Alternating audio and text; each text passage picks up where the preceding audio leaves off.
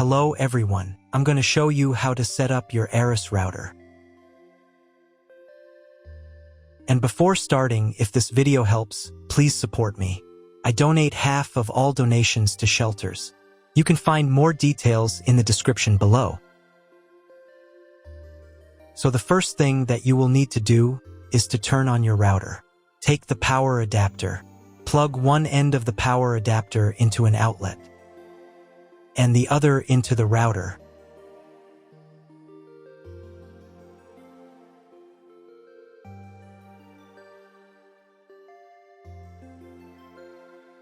When the router is turned on, the power indicator will be lit. It may take a few minutes for it to completely turn on. Next, plug the cable from your internet service provider or from your modem into a special internet port. Now you need to restore the router to its factory settings. Hold down the reset button on the router for 10 seconds. Wait until the indicator lights on the router start flashing. Sometimes this button is located inside the router casing to avoid accidental pressing. In this case, use a thin object to press on it.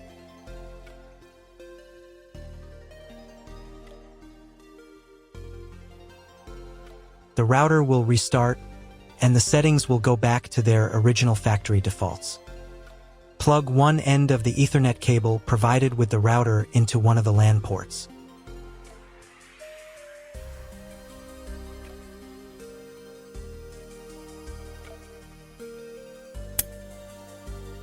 And plug the other end of the cable into your computer's Ethernet port.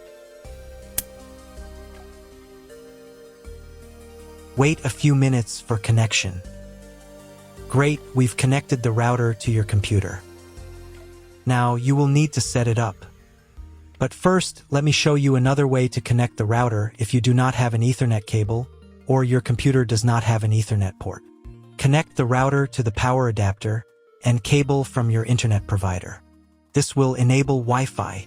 If your router is new and hasn't been set up, your Wi-Fi network will be named after the router. Your router has a unique Wi-Fi network name and password printed on a sticker. Connect to it. Great, you've connected to the router. Now let's start setting it up.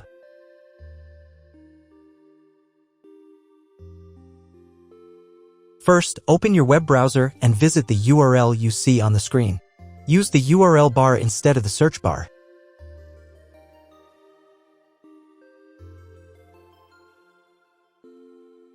At the beginning, you will see a form with a login and password.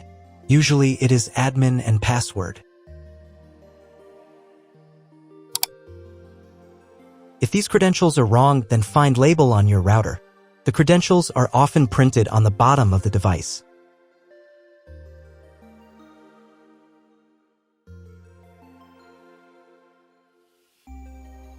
If none of this works, it means that your router has already been configured and someone has changed the login and password. If you can't find out the login credentials, just reset the router to factory settings. And then log into the router's personal cabinet using the standard credentials.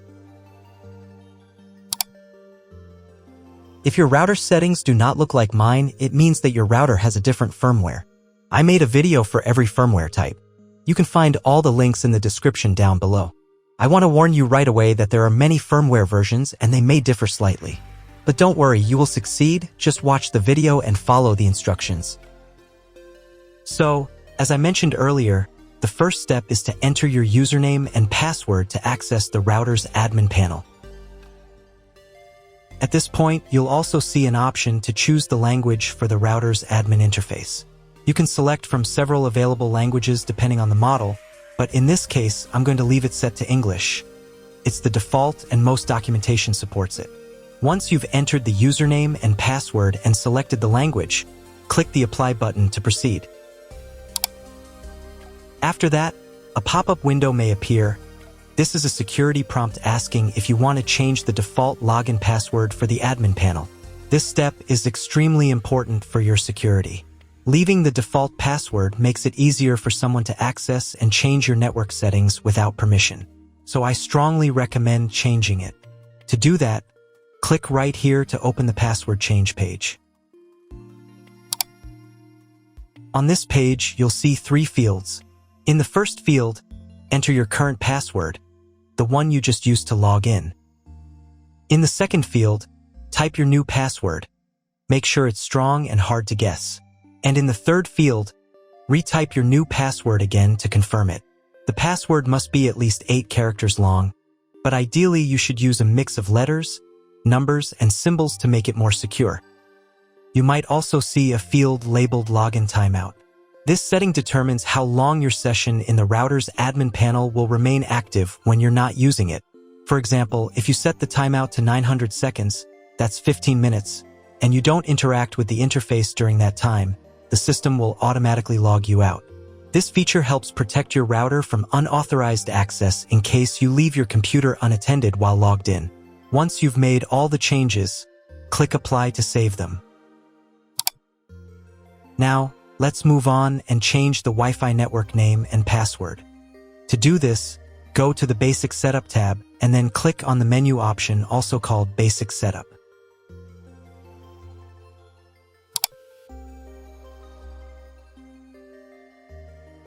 In this section, you'll see a field labeled Wireless Network Name. Here you can enter a custom name for your Wi-Fi network. This is the name that will appear when you search for Wi-Fi networks on your phone, laptop, or other devices. Right below that, there's another field called Wi-Fi Security Key. This is where you'll set the password that protects your wireless network.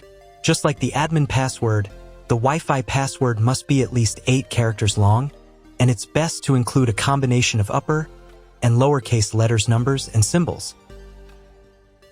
If your router supports dual-band Wi-Fi, you'll see similar options for the 5 GHz network as well. You can change the name and password for that network too, or simply copy the same ones if you want all devices to connect automatically. If you don't need one of the bands, for example, if you want to disable the 2.4 GHz or 5 GHz network, you can do that here as well. Just uncheck the box next to the network you don't want to use. When you're done making changes, click the Apply button to save your new settings. You'll see a message saying, "Your settings are being saved." It may take up to 1 minute to write the settings. Please do not close the window or turn off your router while the settings are being applied. Once the settings are saved, your Wi-Fi connection will restart with the new name and password. If you were previously connected to the router via Wi-Fi, your device will be disconnected. Now you need to reconnect using the new Wi-Fi network name and password that you just set. Once reconnected, check if your internet connection is working. The easiest way to do this is to open a browser and try searching for something on Google. If the internet still isn't working, don't panic. Try restarting your router. To do this, unplug the power cable from the router, wait for about 10 seconds, and then plug it back in. Now wait a couple of minutes until the router fully powers on. Once the lights stabilize, try Googling something again to check if the connection is active. If the internet still doesn't work at this point, you'll need to call your internet provider. They will give you the exact information about your internet connection type and any additional settings you may need to configure. That's all. If my video was useful, please support my work. I donate half of all donations to shelters. You can find more details in the description below.